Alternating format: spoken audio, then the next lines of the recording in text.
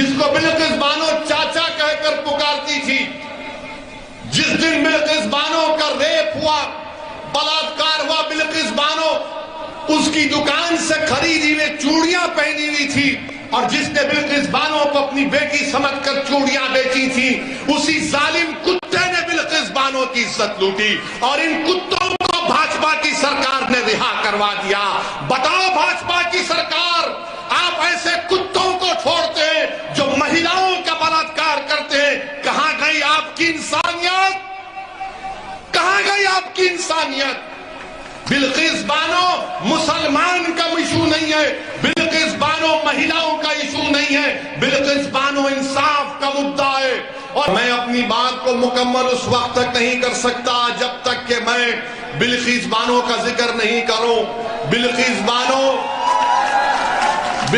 بانو صرف مسلمان کی بیٹی نہیں ہے، بلقیس بانو صرف ایک مہیلا نہیں ہے، بلقیس بانو ایک انصاف کا لڑائی کا نام ہے۔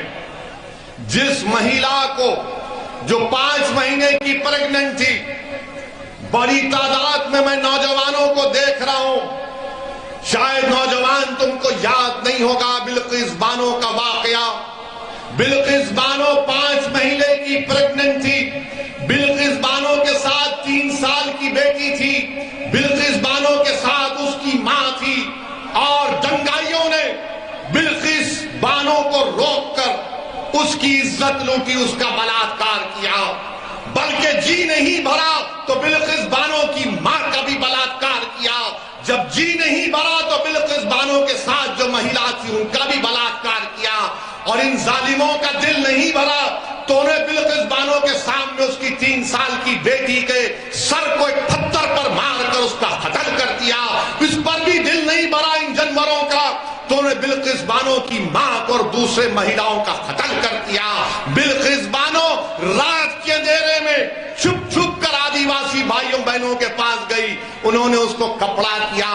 بلقیس بانو نے اس وقت کی گجرات کی پولیس کے پاس جا کر اس کے شوہر کو میں سلام کرتا ہوں، بلقیس بانو نے کمپلین کی تو پولیس نے کمپلین نہیں کیا۔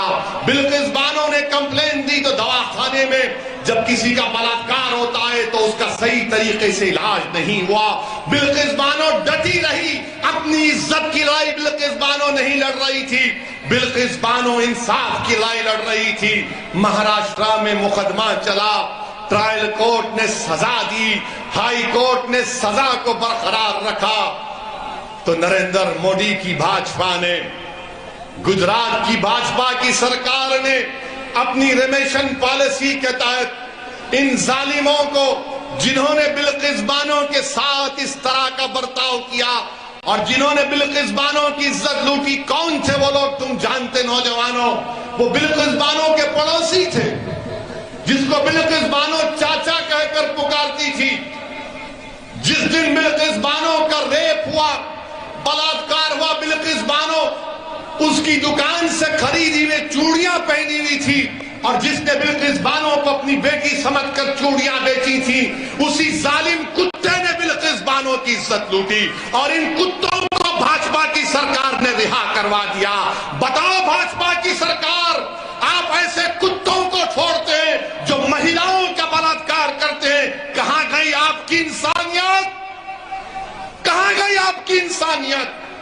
بلقیس بانو مسلمان کا ایشو نہیں ہے، بلقیس بانو مہیلاؤں کا ایشو نہیں ہے، بلقیس بانو انصاف کا مدعا ہے، اور انصاف پکار پکار کر بھارت کے پردھان منتری سے پوچھ رہا ہے کہ بتاؤ بھارت کے پردھان منتری، آپ نے کہا تھا کہ بیٹی بچاؤ بیٹی بچاؤ، کیا بلقیس بانو آپ کی بیٹی نہیں تھی پردھان منتری؟ بتاؤ ہم کو آپ، کیا بلقیس بانو آپ کی بیٹی نہیں تھی؟ بھاجپا والوں، کیا بلقیس بانو سے جو برتاؤ کیا گیا، بتاؤ کیا ظلم ہوا بلقیس بانو پر؟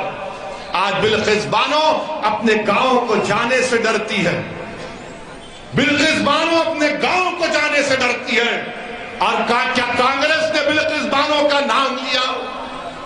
تم نے سنا کانگریس کے نیتاؤں کی زبان سے بلقیس بانو کا نام؟ کسی اور کو جھاڑو والے نے نام لیا بلقیس بانو کا نہیں لیں گے۔ کیوں نہیں لیں گے؟ کیونکہ ان کو معلوم یہ لوگ کچھ غلام ہیں ہم کو ووٹ ڈالیں گے. میں تم سے اپیل کر رہا ہوں کہ تم سوائے اللہ کے کسی کے غلام نہیں ہو. تم کسی کے غلام نہیں ہو. میرے عزیز دوستوں اور بزرگوں، یہ بلخص بانو سے ایسا کیا گیا. اور بتائیے بھاجپا کی نریندر مودی کی سرکار دلی میں اس کی اجازت دے دی کہ ہاں ان کو چھوڑ دو. اور کیوں چھوڑا گیا ان ظالموں کو؟ ان ظالموں کو کیوں چھوڑا گیا؟ کیونکہ چھوڑنے والے نے کہا کہ یہ برہمن تھے، سنسکاری تھے. کسی ایک مہیلا کی بلاತ್ಕಾರ کرنا سنسکاری کام ہے؟ ایک مہیلا کی 3 سال کی بچی کو اس کے سامنے قتل کرنا سنسکاری کام ہے؟ میرے عزیز دوستوں اور بزرگوں، یہی ناانصافیوں کے خلاف ہم آپ سے اپیل کر رہے ہیں کہ آپ مجلس کا ساتھ دیجئے. ڈرنے اور گھبرانے کی ضرورت نہیں ہے آپ کو. انشاءاللہ تعالی ہم اور آپ مل کر یہ تمام ناانصافیوں کے خلاف آواز اٹھاتے آئے ہیں اور لڑائی لڑتے رہیں گے. میں آپ کو یاد دلانا چاہ رہا ہوں کہ تم جانتے نوجوانوں اسماء بنت ابوبکر کون تھی؟ اسماء بنت ابوبکر کون تھی؟ اسماء بنت ابوبکر حضرت صدیق اکبر کی صاحبزادی تھی. جب غار سور میں رسول اللہ صلی اللہ علیہ وسلم صدیق اکبر کے ساتھ تھے تو حضرت اسماء بنت ابوبکر گھر سے کھانا پکا کر اتنی اونچی پہاڑی پر روز جا کر کھانا دیتی تھی.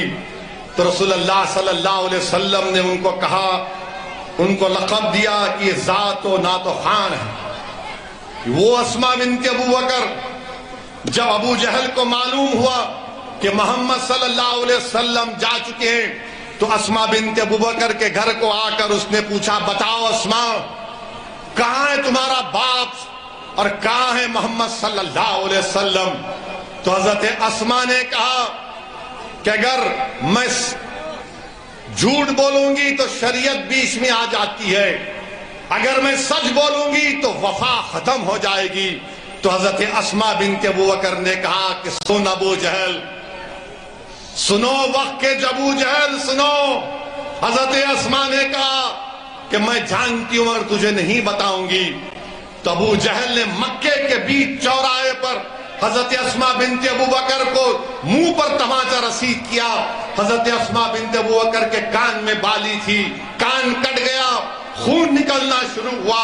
مگر وہ پھر اس دن اپنے کان کو کپڑا لگا کر جب غار سور میں اپنے والد اور رسول اللہ صلی اللہ علیہ وسلم کو انہوں نے کھانا دیا تو صدیق اکبر نے اپنی بیٹی سے پوچھا کہ بیٹی یہ کپڑا ہٹاؤ، تم نے کپڑا اپنے منہ پر کیوں لگا لیا؟ تو حضرت اسماء نے کچھ نہیں کہا. جب والد نے سار کیا تو انہیں کہا کہ ابا جان، ابو جہل گھر کو آیا تھا اور پوچھا کہ بتاؤ محمد صلی اللہ علیہ وسلم کہاں ہے؟ تو اس نے مکے کے بھرے چوراہے پر مجھے تماچا رسید کیا اور میرا کان کٹ گیا. تو آپ اندازہ لگائیے صدیق اکبر کی آنکھ میں آنسو آ گئے. اللہ کے رسول صلی اللہ علیہ وسلم نے اپنے ہاتھ اللہ کی بارگاہ میں اٹھا کر دعا کی کہ اللہ میں صدیق اکبر سے راضی ہوں، اس کے خاندان سے راضی ہوں، تو بھی راضی ہو جا صدیق اکبر سے. تو مسلمانوں تاریخ کا مطالعہ کرو. میں اس لیے کہہ رہا ہوں کہ تم اپنے حوصلوں کو بلند رکھو. یہی صدیق اکبر کی بیٹی حضرت اسماء بنت ابوبکر، ان کے بیٹے عبداللہ ابن زبیر جو امام حسین کی شہادت کے بعد امام حسین کے پرچم کو اٹھایا، تو جب حجاج مکے پر حملہ کرنے آیا تو انہوں نے اپنی ماں جو 100 سال کی ہو گئی تھی اسماء بنت ابوبکر سے کہا کہ اماں جان اب میں جا رہا ہوں حجاج سے مقابلہ کرنے کے لیے، مگر لوگ کہتے ہیں حجاج بڑا ظالم ہے، وہ لوگوں کی چمڑی اتار دیتا ہے. تو اس غیور ماں نے کہا کہ سنو عبداللہ، جب بکری کو کاٹا جاتا ہے یا بکرے کو کاٹا جاتا ہے تو کاٹتے وقت تکلیف ہوتی، اس کے بعد کچھ نہیں ہوتا. پھر ماں نے اپنے بیٹے سے پوچھا کیا تم حق پر ہو؟ تو بیٹے نے کہا ہاں ماں میں حق پر ہوں. تو ماں نے کہا جا میرے بیٹے، اپنی جان کو محمد صلی اللہ علیہ وسلم کے دین پر قربان کر دو. اور جب وہ شہید ہو گئے تو حجاج نے عبداللہ ابن زبیر کی لاش کو مکے میں لگا دیا. تو عبداللہ ابن عمر جب لاش کے پاس سے گئے تو کہا کہ 14 دن سے لاش لٹکی ہوئی ہے مگر اس سے خوشبو آ رہی ہے. تو کسی نے پکار کر کہا کہ جب عبداللہ ابن زبیر پیدا ہوئے تھے تو محمد صلی اللہ علیہ وسلم نے اپنی زبان مبارک سے کھجور کو چبا کر پہلی غذا اگر عبداللہ ابن زبیر کے جسم میں ڈالی تو رسول اللہ صلی اللہ علیہ وسلم نے اپنا لعاب دہن سے چبا ہوا کھجور ڈالا تو لوگوں نے کہا کہ جس کے جسم میں محمد صلی اللہ علیہ وسلم کا لعاب دہن چلا گیا اس کے جسم سے کبھی بدبو نہیں آ سکتی۔ تو مسلمانوں حوصلوں کو بلند رکھو، یہ دنیا ختم ہونے والی ہے، مگر یاد رکھو دنیا یاد رکھے گی عبداللہ ابن زبیر کو، دنیا یاد رکھے گی صبح قیامت تک امام حسین کو، دنیا یاد رکھے گی حضرت زینب کو، وقت کے یزیدوں کو، وقت کے ابو جہلوں کو دنیا صف ہستی سے مٹا دے گی۔ تم پر امید ہو کہ انشاءاللہ تعالی حق کامیاب ہوگا۔ میری آپ سے گزارش ہے کہ مجلس کے لیے کام کریے، ہماری کوشش میں ہمارا ساتھ دیجئے، انشاءاللہ پھر آؤں گا گومتی پور کو اور آپ کے گلی کوچوں میں آؤں گا، آپ کے گھر میں آؤں گا، کیونکہ یاد رکھو گومتی پور کی جنتا وہ گھر میرا بھی ہے، اس گھر پر میرا بھی حق ہے، وہ میرے بھائی کا گھر ہے، وہ میری ماں کا گھر ہے، وہ میرے بیٹے کا گھر ہے، اور میرا حق بنتا کہ میں تمہارے گھر میں آؤں گا اور بیٹھ۔ ملت ٹائمز کو آپ کی ضرورت ہے، ہماری آپ مالی مدد کریں۔